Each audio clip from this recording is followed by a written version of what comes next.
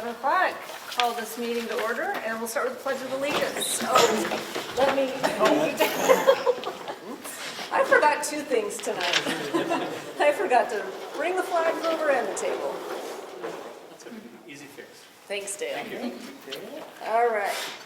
I pledge allegiance to the flag of the United States of America and to the republic for which it stands, one nation, under God, indivisible, with liberty and justice for all. Okay, get back into the swing of 2025 here. We'll start with a roll call to my left. Steve Major. Hannah Zara. Danica Nelson. Anders Nord. Marilyn Hatch. All right, and I know that Angela is not going to join us, and I don't believe Marta will tonight either. So thank you all for joining tonight's meeting. It's all right. As an advisory panel, the Lolo Community Council strives to promote the interests and welfare of the citizens of Lolo, acting as a liaison between the community and the Missoula Board of County Commissioners. At each meeting, we provide the opportunity for public comment on both agenda and non-agenda items. The public comment period for items not on the agenda is at the end of the meeting, and the council will not discuss or take action on non-agenda items until a future meeting if they choose to do so.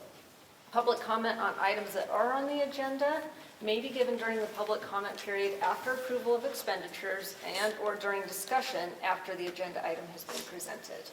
Ask that you keep your comments respectful and limited to 3 minutes, and appreciate your attendance and participation. So we'll start with the reading and approval of minutes. Council's been sent the minutes. Does anybody have any discussion on that? If not, I will entertain a motion to approve the minutes. I'll move to approve the minutes. I second. Okay, Marilyn seconds. All those in favor? Aye. Aye. Okay. Aye. All right, next, approval of expenditures. We will roll the printing of the agendas into February's expenditures. And so the only other expenditure we have is our community center rental fee of $200. I have that agreement if any of the council would like to review that first. So that's it for expenditures. Any discussion on that? No. All right, then I would entertain a motion for approval of expenditures. I'll make a motion to approve expenditures as presented. All right. Second time. Okay, all those in favor? Aye. Aye. All right, motion passed. Now it's time for public comment on agenda items. You will also have other opportunity to comment. Okay, seeing none, we will move into communication and reports. So we'll get caught up here on our communications received first from Missoula County. So they sent an email notifying us that applications are open for the Missoula County's Rural Grant Program. This program includes 2 funding opportunities. They have micro grants that award $100 to $500 for smaller projects that are completed within 90 days, and impact grants, which award $501 to $4,000 for larger projects that will be completed by year end. Micro grant applications are due monthly, and impact grant applications for 2025 are due by Friday, February 28th. Projects must demonstrate community need, benefit, and support with funding dependent on budget availability. Past grants have included playground equipment in Seeley Lake, hygiene kits at Bonner School, and more. So you can learn more and apply at missoula.co/rural grant. They also informed us that Missoula Public Health is going to host a free documentary series on public health history. They invite the community to explore the role of public health through the free screening of The Invisible Shield, a 4-part PBS documentary series. Screenings begin at 6:30 p.m. Well, looks like they've already happened on January 9th at the Roxy Theater, but they will continue monthly through April. Each screening, including the first installment, The Old Playbook, will be followed by a facilitated discussion on public health challenges and successes. While tickets are free, space is limited, and attendees are encouraged to reserve their seats at www.theroxytheater.org. Additional details are available at missoulapublichealth.org.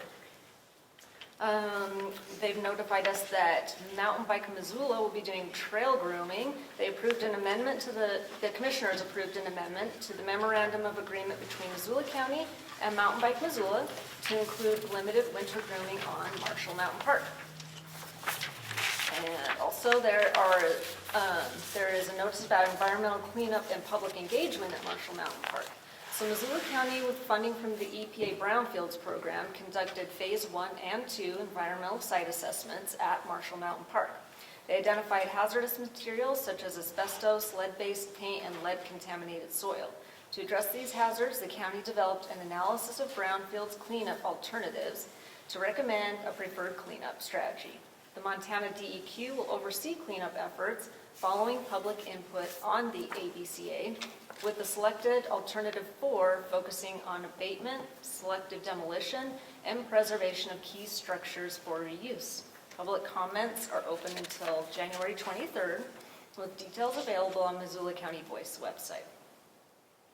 Also, the special district candidate filing has opened, and it includes community councils as well as the school board district filing has opened. So the community council one is open now through Monday, February 10th for anybody interested. Details are available on Missoula County's election website.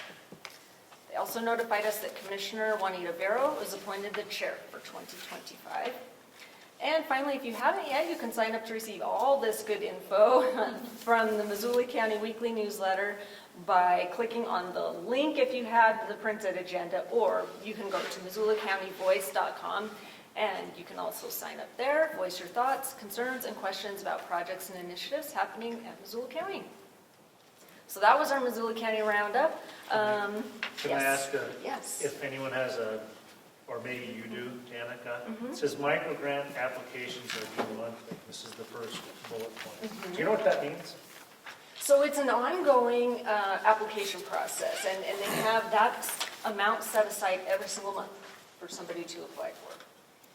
So they'll have a 100 to 500 every month. Yep, exactly.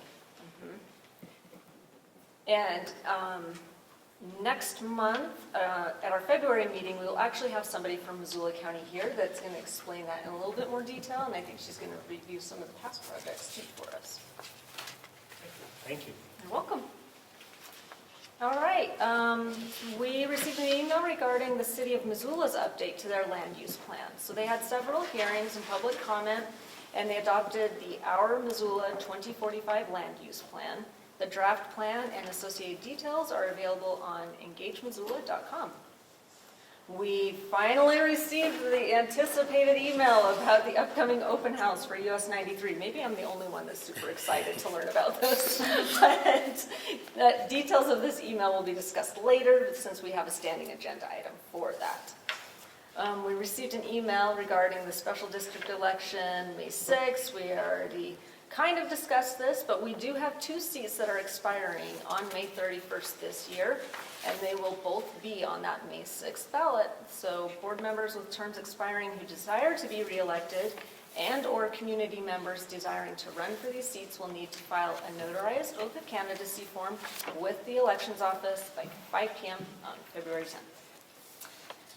We also received a memorandum from the commissioners intending to clarify and explain the process to fill community council vacancies, and I'm happy to share that with anybody that would like to review that. That's also linked in our agenda, and as always, our agendas are also posted online on Missoula County's website where all of these links are live. Just a question on that. There are 2 people, seats are expiring. Do we know if they're going to reapply? I do not know. Angela is one of them. I don't know if Anders wants to answer that. I am the other one that is You're gonna expiring. reply? I am not planning it. Not going to. Yep. Yes. You mentioned agendas are posted online. Yes. Is there any virtual option to join? To the meeting join. virtually? We have not set that up yet. Glad you asked about that. It's something that we have considered. One thing that we did implement is recording of all of our meetings, and so those are all available on YouTube to view through MCAT. But if there is more interest in people joining virtually, that's certainly something as a council that we could bring up and discuss. Thank you. Yeah, thank you.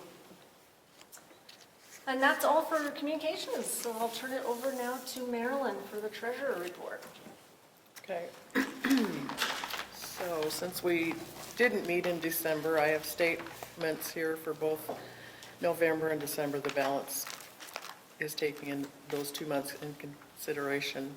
No checks were written, no deposits, $3 for November, $3 for December for the paper statement fee, and balance left is $874.20.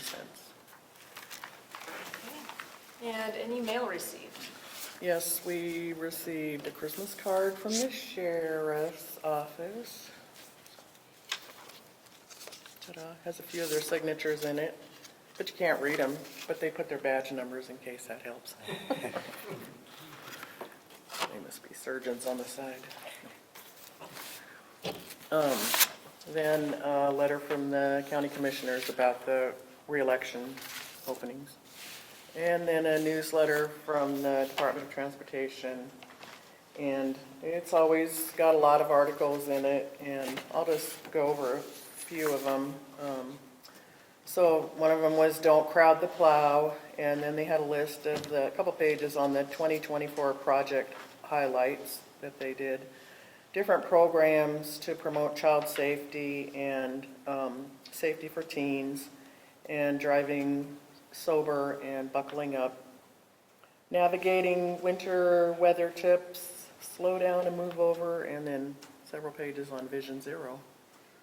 So that newsletter is always here for you to check out if you want to. And that's it. Great, thanks, Carolyn. We'll move on to committee and special reports. We'll start with Lolo School Superintendent Dale Oliver. I don't know why I get the privilege of going first every time, but that's great. So it's been a while, 2 months since we've seen you. So since November, we've had 2 school board meetings and some special meetings, as well as my evaluation. I don't know if I've ever mentioned that before. Superintendents get evaluated annually, and they did re-elect me for another year, so they extended my contract. So you haven't quite gotten rid of me yet. You got to work harder on that. In December, we had a couple, 3 evenings or afternoons of holiday programs. So almost every kid in the school got to do some kind of holiday performance for the community or their family. A couple grade levels didn't. They'll do theirs in the spring, but it won't be Christmas theme at that point. This is a little bit odd to mention, but I want to say that we had some neighbors complain about our lighting. The neighbors around where the school is now built were used to a very dark evening time because it was a horse pasture and there's no lights there. But darkness is not only a hazard for us, but it also invites unsavory activities. So we keep our lights on until like 11:30 at night, and then they kick on at 6 in the morning. So one is for the safety of our crew, but it's also to keep things that are not great from happening there. But they're really bright. So we had to get somebody in from California, as it turned out, to reprogram the lights. But now in those early morning hours and late evening hours, they go to 50%. So it's still brighter than it was, but it's not quite as glaring as it had been. At first, we thought there was nothing we could do about that, but it turns out there is. It took us a year to figure it out. So we did that. Hopefully the neighbors like it. It's still not dark, though. It's the truth. Schools are also audited annually. We had our fiscal year 24 audit completed in November, and as this same case for the last several years, passed. If there's a pass-fail kind of thing, we haven't gotten the written report yet. But all the verbal comments were minor, and there's always something that they can offer suggestions on that we can do better. But your money's being spent wisely and maintained correctly. Your finance department's doing what it's supposed to do. PTA had a great big craft fair, the biggest one I've ever seen in Lolo. They filled both our gymnasiums with vendors, and it was busy. People actually came. Last year, foot traffic was abysmal. This year, foot traffic was great. So I guess we'll see what happens in future years. But to fill both gyms, 12,000 square feet of vendors was more than I expected, so good for them. It's not a great big money maker, but apparently it was a popular event. Boys basketball wrapped up in December. Girls basketball starts tomorrow, actually. And then we are also prepping for our once every a few years special ed compliance monitoring, which is oh so much fun. It's actually very important to make sure we're doing all the right things for especially the kids who have special circumstances and everything else, but it is a colossal pain and time sink. So the staff will be busy with that for a little while. A couple more things. I want to thank, again, Dream Bigger, which is a family's first program. They're hoping a few dozen of our middle, elementary, and middle school kids with like passion projects, things that they're interested in, helping them find community mentors and partners to work with. They meet once a week, and started a couple months ago, and it'll go kind of through the end of the school year. It's pretty neat. Kids are writing songs, they're doing programming, they're building things, they're researching stuff. But they're just picking something that's of interest to them and finding local resources to help them get more engaged with that kind of activity. So it's pretty cool. In March, we'll have Snow White and the Seven Dwarfs, production with Missoula Children's Theater coming. We are keeping a close eye on legislative activities. That's always fun every couple of years. There are several hundred draft bills or placeholder bills that would involve education out of the over 4,000 bill drafts that exist right now. Many hundred of them could impact education. So I'm not here to legislate, but we're keeping a close eye on that because there's a lot of stuff that can impact your local school that you may not be thinking the legislators would be interested in. Always keep a close eye on that. PTSA has a glow party on January 24th it's really targeted for elementary kids, but all of our students are invited. It's a community event. Actually, anybody can attend that, but I don't know if y'all want to come to a glow party, dance in the dark. Good, if you want to see what that looks like. Last but not least, Close Up. This is what's turned into an annual trip, voluntary trip for 8th graders to Washington, D.C. and Philadelphia. 41 8th graders. I'm hauling 41 8th graders to D.C. They actually all paid the deposit. It's our biggest group by far. We added another chaperone so we don't go crazy. And we're pretty excited because that trip will take off the first week of May. That's what we've got. Stand for questions if you've got any. One, Go. is there a place, if people are interested in all these 700 bills, that kind of aggregates those and watches specifically education bills that somebody No. could track? No. There's not. I am a member of a couple of professional organizations like the School Board Association and the School Administrators of Montana, and those organizations kind of track their own, but there isn't like a public-facing clearinghouse, Okay. to be honest with you, Okay, that I know about anyway. thank you. Oh yeah, go I ahead. think you can go to the actual legislative site. Well, you can. And search for bills that you want on certain topics, whether it be education, healthcare, and they will give you all the bills, and you can even mark down to track those and get emails and everything, and know when there'll be meetings that you can either watch on YouTube or attend physically. Yep. So there is a way. It might be hard to do it for something you're totally interested in, but. Yep. That's leg.mt.gov or leg.mt.gov. And that's the site that I'm most familiar with. I go to that often. This year, they've had a little bit of struggle getting it up and going and keeping up with it. Hopefully that catches up. This is the first time that I've been using it that it's had a hard time, that I've noticed that it wasn't quite up to date yet. But it's early in the session, so hopefully they get that ramp up. Other questions or comments? Sir? Maybe it's not affected you, but since the old school was left behind and the new school's there, the library finally has a printer so you can actually type something up and print it out. So Oh, good. congratulations. Oh, good. The public library finally got theirs in, did they? Finally. Must have been. Okay, good. I'll let them know you appreciate that. Oh, yeah. Yeah, good. Thank you. All right. Thank you very much. Thank you. Okay, next up we'll do Missoula Rural Fire Department with Deputy Chief Corey Horsens. Good evening, everyone. For those of you who don't know me, my name is Corey Horsens. I'm the Deputy Chief at the Missoula Rural Fire District. And just to piggyback on to what Danica brought up earlier, as you may or may not know, the Missoula Rural Fire District is governed by an elected board of trustees. That election it runs concurrently with the application period, as you mentioned, for community councils, school boards, that sort of thing. So if you're interested in applying or being a board of trustee member or know someone who is, same filing process as Danica mentioned. So just thought I would throw that out there. And it has been a while since I've been here as well.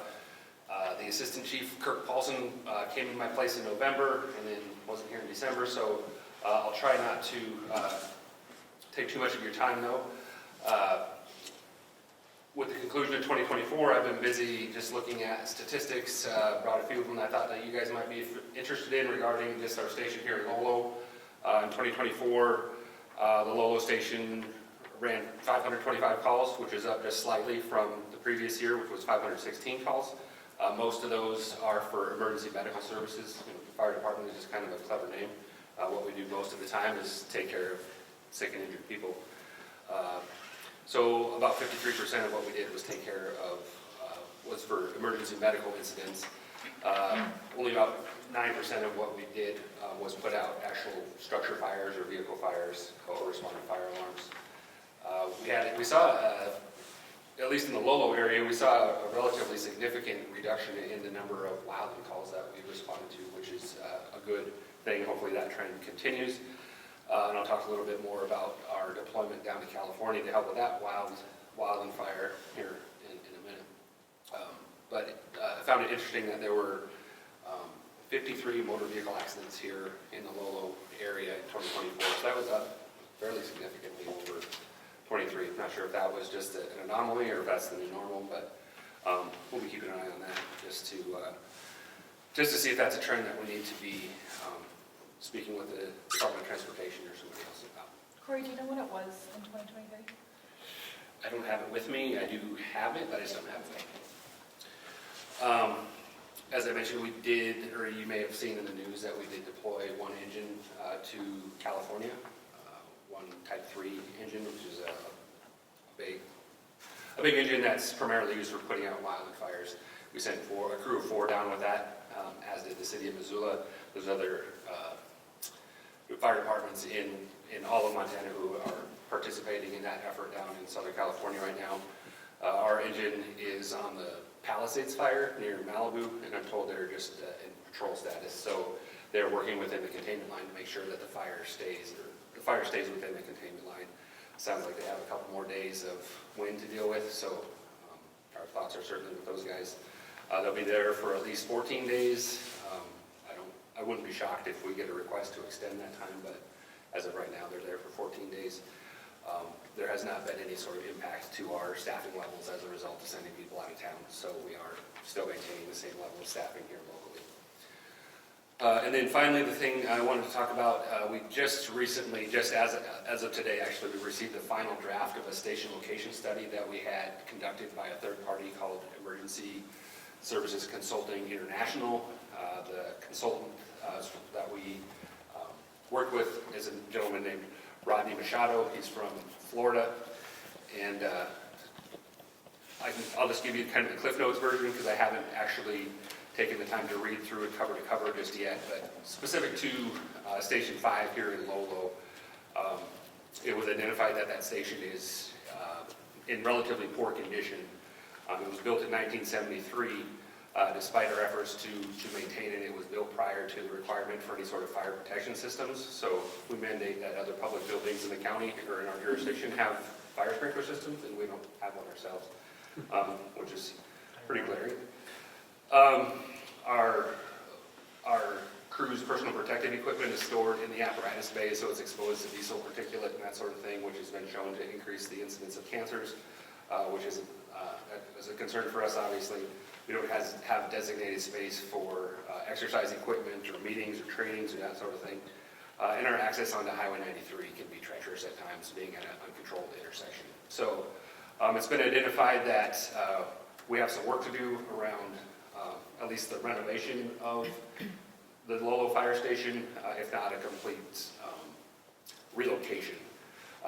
We have touched base with the owners of the old Lolo School property to see if they might be interested in breaking off a small portion of that for a fire station, but we're just waiting to hear back if that's something they'd be interested in.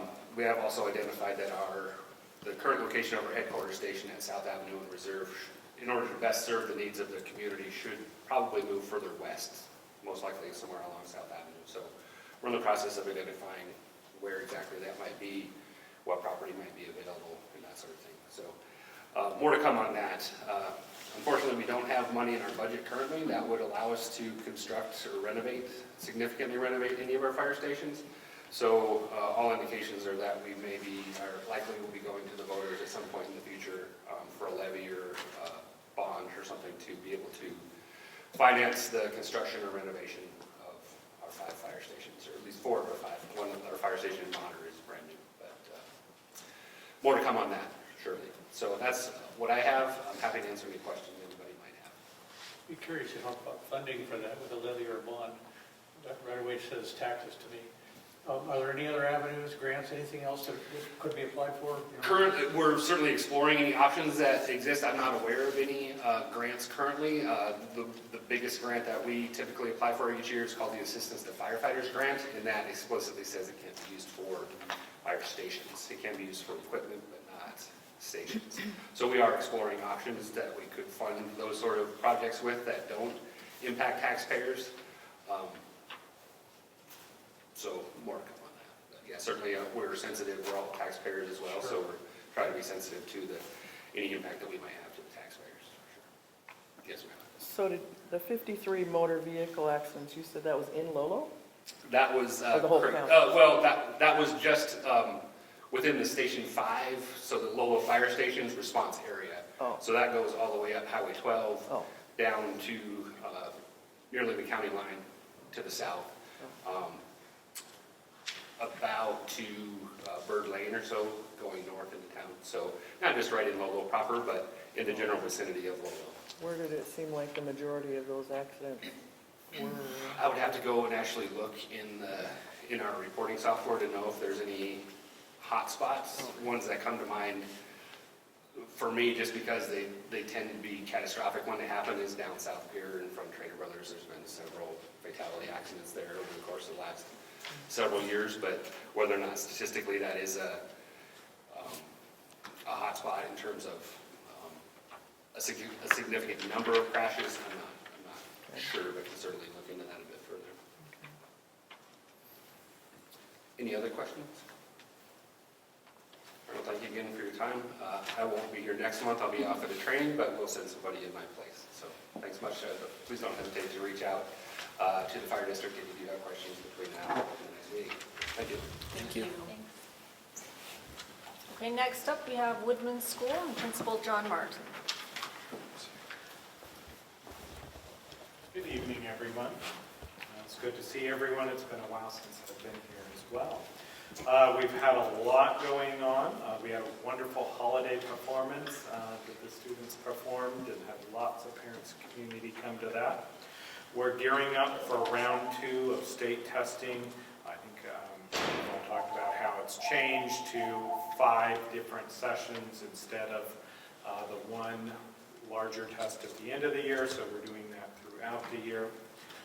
We've received a grant from the Missoula Electric Cooperative for new outdoor volleyball equipment, as well as a new fire pit area and new picnic tables.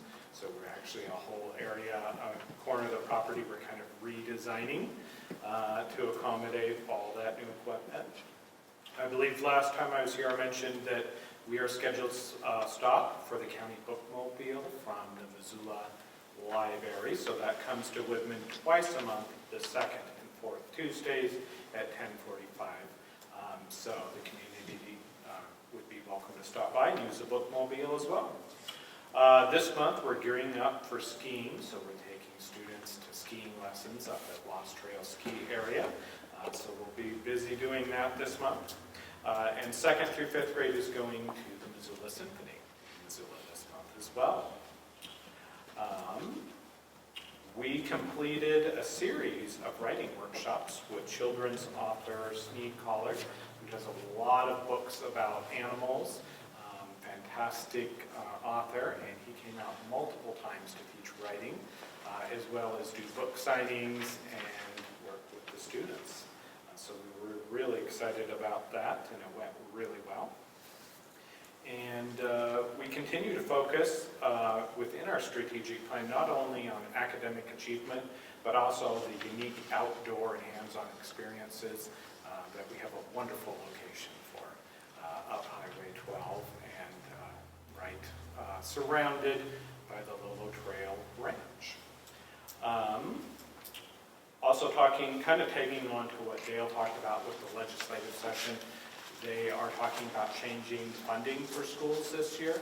And as part of that, as a very small school, I am being really involved with the small school organizations to make sure that they're remembering that Montana actually still continues to have the most small schools in the nation, as well as the most one-room schoolhouse in the nation. So making sure that we remember about funding for small schools and hopefully kind of changing formulas Right now, a bulk of that funding is dependent on how many children attend the school, and that can be difficult for a lot of our small schools.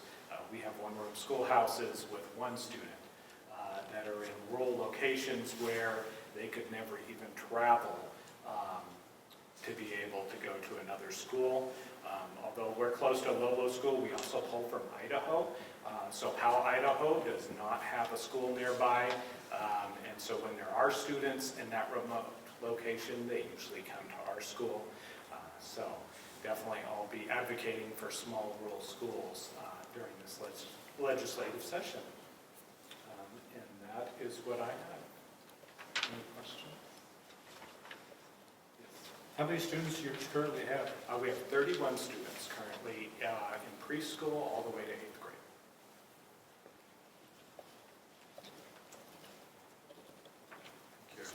Thank you. Thank you.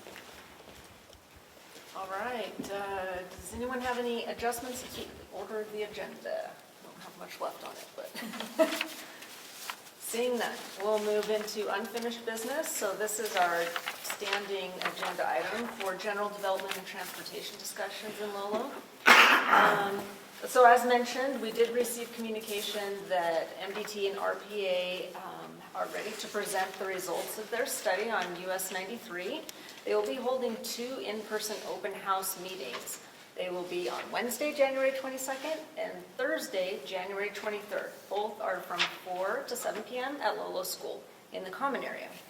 At the events, recommended solutions will be available, including an optimized corridor configuration, intersection improvements, and potential locations for wildlife accommodations.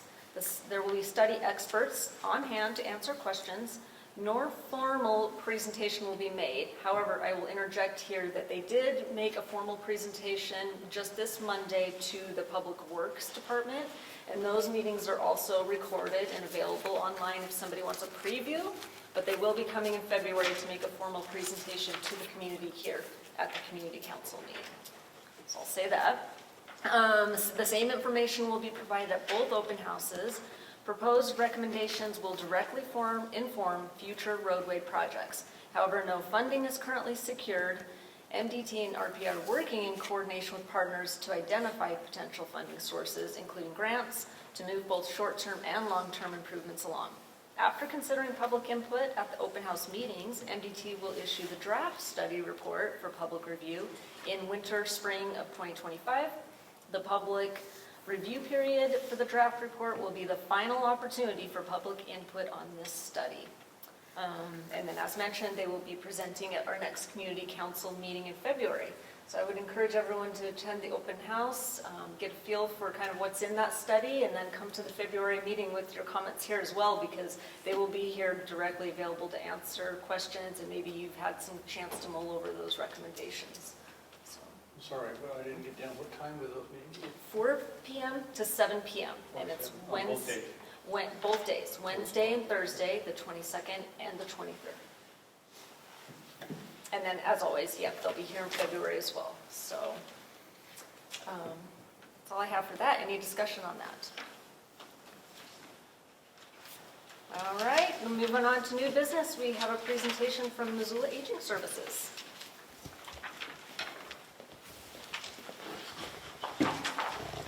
Hi, my name is Corey as well, and I work at Missoula Aging Services. I'm the community services supervisor, and I'm just here to present a new program that we have had in Missoula County, or the Missoula City. We're expanding it to all of the Missoula County, and it's our volunteer driver program, and it's for medical, dental, and eye appointments.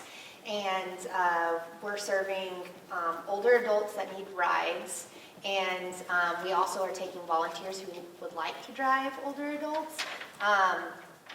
These appointments do require a designated driver because we're trying not to take anything away from already established programs in Missoula with Mountain Lion. So if you guys are interested in either becoming a volunteer to drive, which would love to have more volunteers, or in rides, you guys can contact Missoula Aging Services. Anybody that is a Missoula Aging Services client is eligible for this program. And it does cost $10 one way, so $20 round trip, but we don't want cost to be a barrier for anyone, so if that is a barrier, we do have exceptions and make the program accessible for that.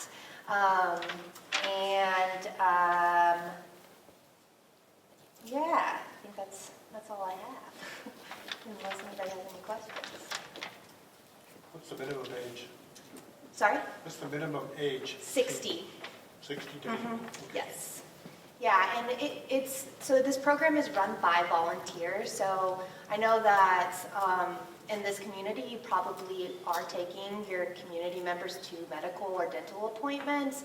What the benefit of using our program is that we reimburse for mileage, and then also we have insurance. So if you're picking somebody up in your car and something happens, we do have insurance that helps with that. And it's just another way for community to build and help out your neighbors. So, yeah, it's been pretty successful for what we've done in the Missoula city limits, and that's why we're expanding it now, with the exception of Sealy, because they have their own program. So, yeah. Just curious, you said that it's only for Missoula Aging Services clients. Yeah. So if someone wanted to sign up for this program, would they become a Missoula Aging Yeah. Services client? It sounds more intense than it actually is. If you've just even called Missoula Aging Services, you're technically a Missoula Aging Service client. It's not that much intense of a process to become that, even if you just ask for information. But we have lots of programs within Missoula Aging Services, lots of volunteer opportunities.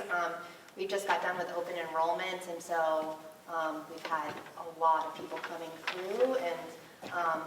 But yeah, this is just one of the programs that I would like to plug, and it's a good one. Do you have the phone number handy by chance? Yes, it's over here, sorry. I know it starts with 406. 406-728-7682.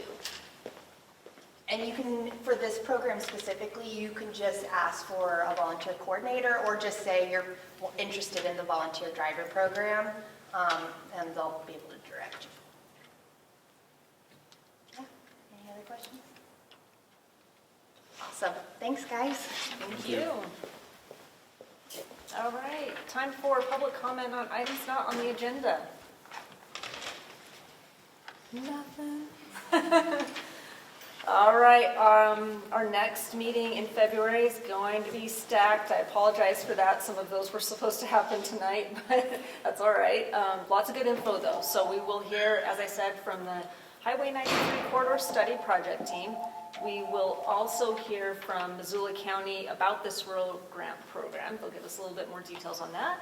And then we'll have a presentation from the Lolo School Development folks. They came here a few meetings back, with the proposed subdivision. I think they've got some updates and new information on that for us at the February meeting. So bring a snack. And with that, I'll just open it up one more time. Any other comments? Oh, I got a comment real quick. It's the 70th anniversary of that movie Timberjack, and they're going to be showing a premiere at Bonner School, and this is a Montana-made movie. It's like a musical western. Oh, that's great. When will that be shown? Bonner School, Sunday at 1 p.m. Okay, thanks so much for that. Perfect. All right. I guess with that, then we will adjourn.